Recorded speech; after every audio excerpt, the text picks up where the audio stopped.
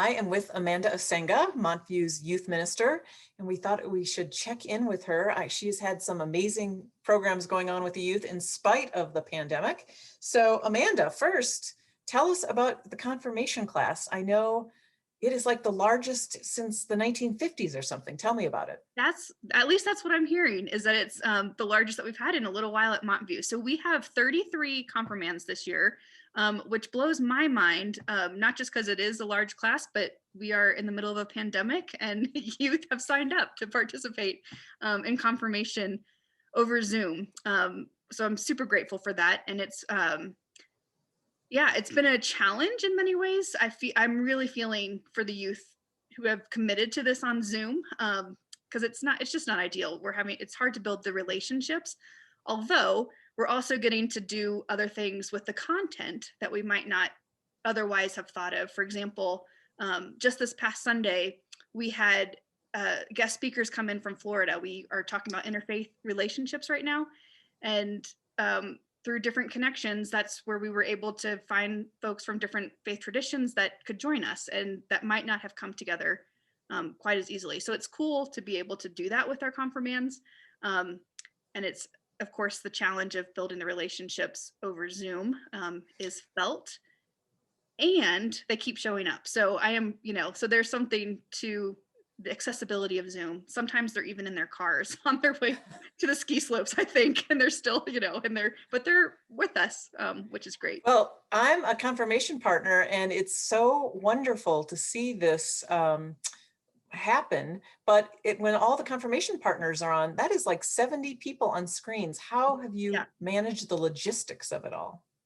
Yeah, so we try and use breakout rooms as much as possible, and we've divided the confirmands into cohorts. So they do that's the best way that we're trying to build those relationships, that they have kind of a small group of youth that they're able to connect a little bit more personally with, along with the partners to each of those confirmands.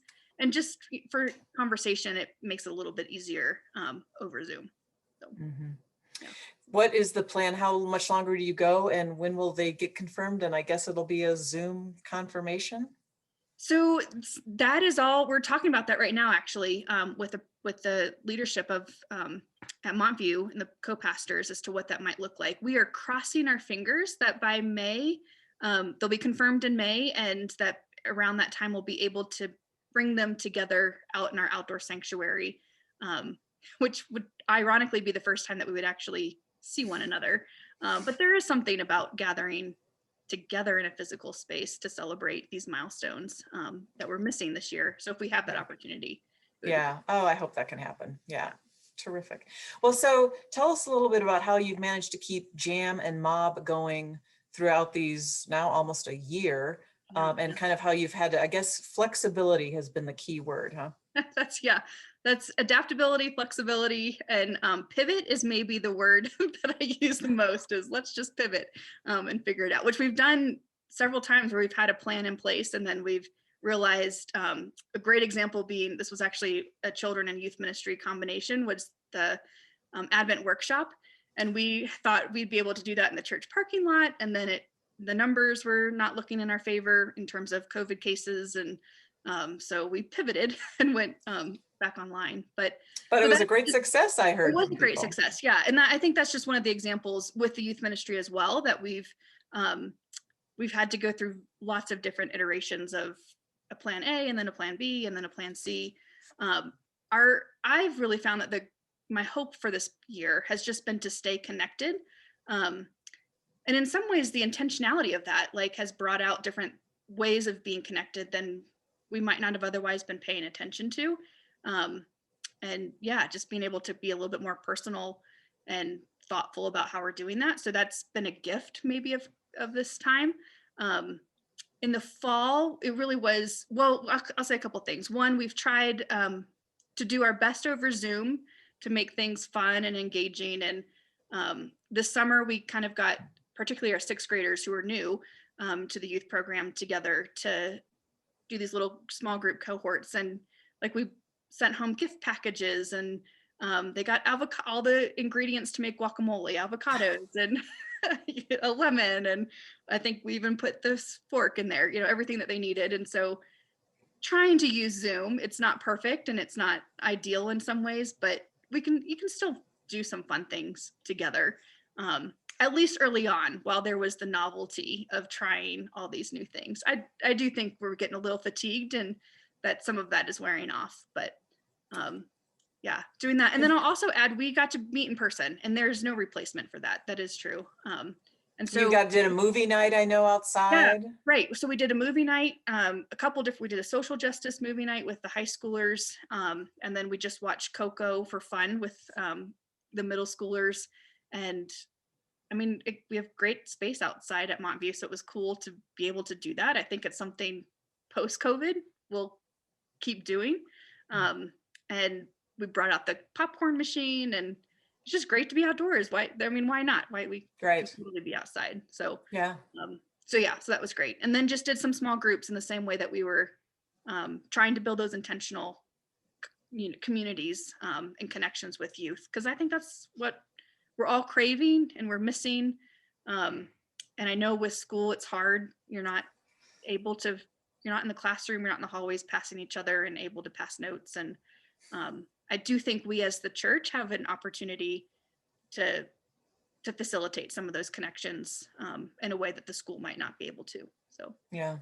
Yeah.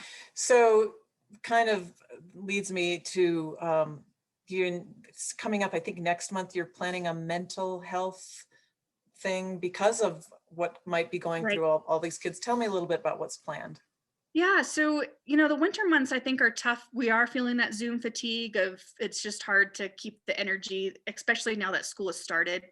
With the summer, it was a little bit easier because again, it was novel and we weren't on Zoom all the time. And we feel it, with the energy levels with Zoom. So recognizing that, we've kind of taken a little step back from all of our gatherings on Zoom, and are trying to empower the youth to pay attention to mental health, because that is something that I think I think we're all struggling with that. We're all struggling with it, but there are particular ways in which youth are challenged, right now with isolation and peers and whatnot.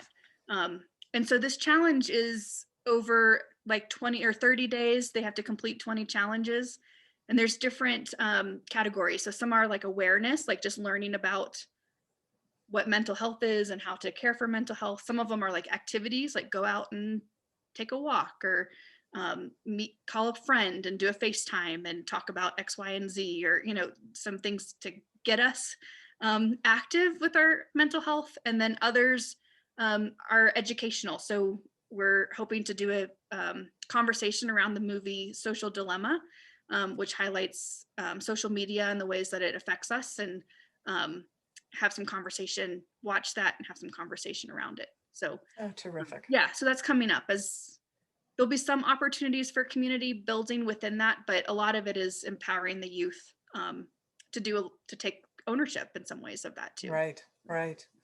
Well, I know one of the big things that youth always look forward to are the summer work trips. Is that a possibility at all this summer? What might that look like?